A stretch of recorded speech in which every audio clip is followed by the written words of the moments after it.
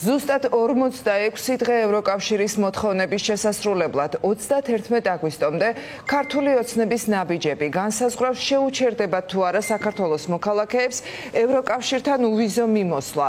გადაწყვეტილება ბრიუსელში ევროკავშირის წევრმა საგარეო საქმეთა მინისტრებმა უკვე მიიღეს. საბოლოო ვადაც სწორედ 31 აგვისტო განისაზღვრა. უვიზო რეჟიმის შეჩერების გადაწყვეტილება კი დღის წესრიგში მას შემდეგ დადგა, რაც უნგრეთისა და სლოვაკეთის წინააღმდეგობის გამო ევროკავშირმა ივანიშვილის და მისი რეჟიმისთვის თარგეთირებული სანქციების დაწესება ვერ შეძლო. ამიტომ ბრიუსელში საქართველოში დემოკრატიულ უკუსლას უკვე ამ ფორმით უპასუხებენ. პასუხისმგებლობა კი ქვეყნისთვის ამ უკიდურესად მძიმე შედეგებზე მხოლოდ ივანიშვილს და მის პარტიას ეკისრება. რას პასუხობს ევროკავშირს ქართული ოცნება? ზურა პეტროსიანი განაგრძობს ახლა თემაზე საუბარს პირდაპირ ეთერში. თამა ჩვენ დანამდვილებით შეგვიძლია ვთქვათ, რომ ქართულ ოცნებაში ევროკავშირისაგან მიღებულ წერილს გაეცნეს და იციან მისი შინაარსი. დღეს მეტიც გვითხრეს, რომ ის დაახლოებით მე-7 ანგარიშის მსგავსი არის და იმეორებს იმ 8 პუნქტს, რომელიც მანამდე იყო გაწერილი. აქვე ქართული ოცნება არ ერიდება იმის თქმას, რომ ისინი აქამდე დასრულებდნენ აი ამ ვალდებულებებს, რომლებიც არის გაწერილი პუნქტებში, შესაბამისად მათთვის გაუგებარია რას ითხოვს ახლა ევროკავშირი. აქვე უნდა ითქვას ის, რომ დღეს ქართული ოცნების წევრებმა მორიგიეს ძალიან მძიმე ამბავი გამოიყენეს იმისთვის, რომ გაევრცელებინათ პროპაგანდა და ტრადიციულად ეს პროპაგანდა ამ შემთხვევაშიც ეხება ეგრეთ წოდებული ოჯახის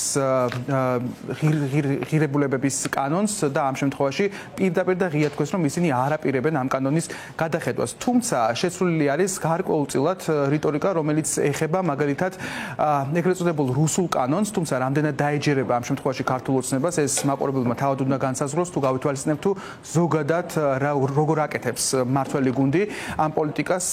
დიდი მოლოდინი მის შესახებ, რომ მოხდება ამ კანონის გადახედვა არ არსებობს, თუმცა დღეს მაგალითად ლევან მახაშვილმა, რომელიც ეგრეთ წოდებულ პარლამენტში საგარეო საქმეთა კომიტეტს წარმოადგენს, თქვა, რომ ამ საკითხზე შესაძლოა იყოს დაშვებული მსჯელობა. კიდევ ერთი მნიშვნელოვანი პუნქტი, რომელზეც ასევე აპელირებს დღეს ქართული ოცნება, ეს არის პოლიტიკური პატიმრების გათავისუფლება. მათი თქმით, ეს არ არის გაწერილი იმ 8 პუნქტიან დოკუმენტში, რომელიც მათ გამოეგზავნათ საგარეო საქმეთა მინისტრების სხდომის შემდეგ, თუმცა ის, რომ გუშინ უმაღლესმა წარმომადგენელმა კაია კალასმა ეს ღიად და პირდაპირ თქვა, რომ პირველივე პუნქტიდან გამომდინარეობს, რომ ქვეყანას არ უნდა ყავდეს პოლიტიკური პატიმრები და ის, რომ 8 ოპოზიციური პარტიის ლიდერიდან 7 ამჟამად ციხეში იმყოფება, ეს არის პრობლემა კანდიდატის სტატუსის მქონე ქვეყნისთვის. აი ამ ყველაფერს დღეს რა თქმა უნდა ქართული ოცნება ტრადიციულად არ ითვალისწინებს.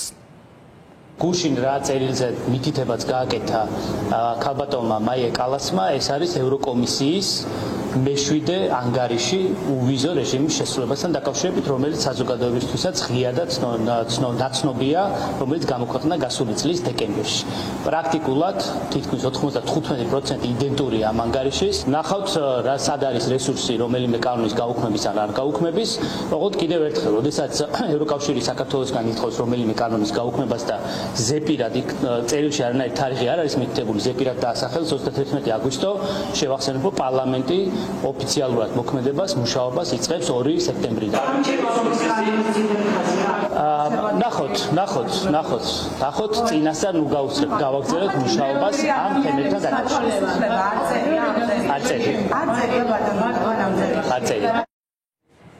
ის რომ ვიზა ლიბერალიზაცია საფრთხის ქვეშ არის და ევროპარლამენტი ისევე როგორც ზოგადად ევროკავშირი არ ხუმრობს, როდესაც აი ამ საკითხზე არის მსჯელობა, კარგად იციან ექსპერტებმა, ყოფილმა დიპლომატებმა, რომლებსაც აქვთ თავიანთი წყაროები და ასევე კონტაქტი ჩვენ სტრატეგიულ პარტნიორებთან. ყველა მათგანი ამბობს, რომ ისედაც ცხადი არის, რომ რაღაც ტიპის მექანიზმის შემუშავება მოუწევს ევროკავშირს იმისთვის, რომ შეაჩეროს ქართული ოცნების რეჟიმი და ზოგადად სვლა ავტორიტარიზმისკენ და დიდი ალბათობით ეს იქნება სწორედ ვიზა ლიბერალიზაცია. რატომ? იმიტომ რომ ამ საკითხზე კონსენსუსის მიღწევა უფრო მარტივი არის და ვიცით რომ ამას სჭირდება არა ყველა ქვეყნის თანხმობა, არამედ 15 ქვეყნის თანხმობაც არის საკმარისი, მით უფრო იმ ფონზე თუ გავითვალისწინებთ, რომ რეალურად იმ ქვეყნების რიცხვი, რომლებიც ითხოვენ ამ დროისთვის ვიზა ლიბერალიზაციის შეჩერება გაცილებით უფრო მეტია, ეს რეალისტური არის ნამდვილად ჩვენი ქვეყნის კონტექსტში. გარდა ამისა, დღეს დიპლომატები იმასაც ახსენებენ ქართულ ოცნებას, რომ როდესაც იღებს ქვეყანა ვიზა ლიბერალიზაციას,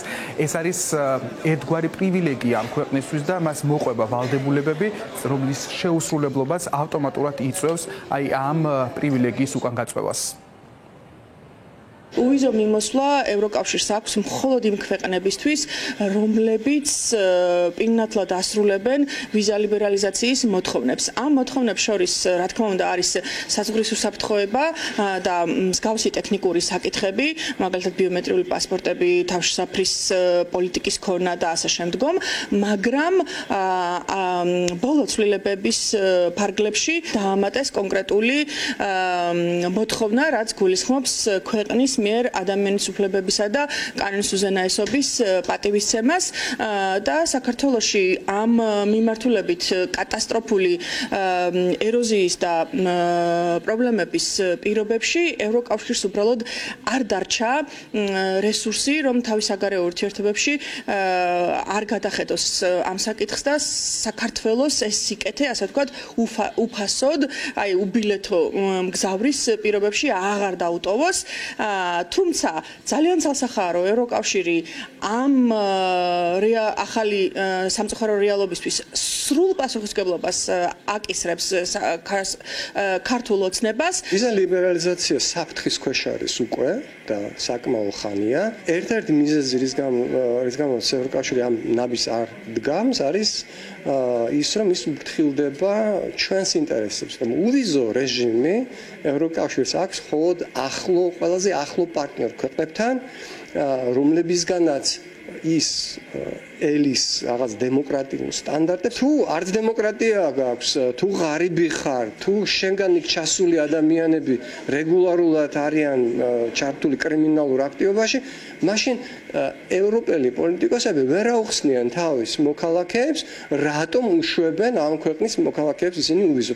სხვათა შორის ჩვენთან რომ იყოს დემოკრატია, ჩემი აზრით, ჩვენი მოქალაქეები ზუსტად ისეთივე კითხვებს დაუსვებდნენ ივანიშვილის რეჟიმს, რატომ გაუღეს საქართველოს კარი ავღანეთის, სომალის და მსოფლიოს ყველაზე პრობლემური ქვეყნების მოქალაქეებს, რატომ მისცეს უვიზო მიმოსვლის შესაძლებლობა.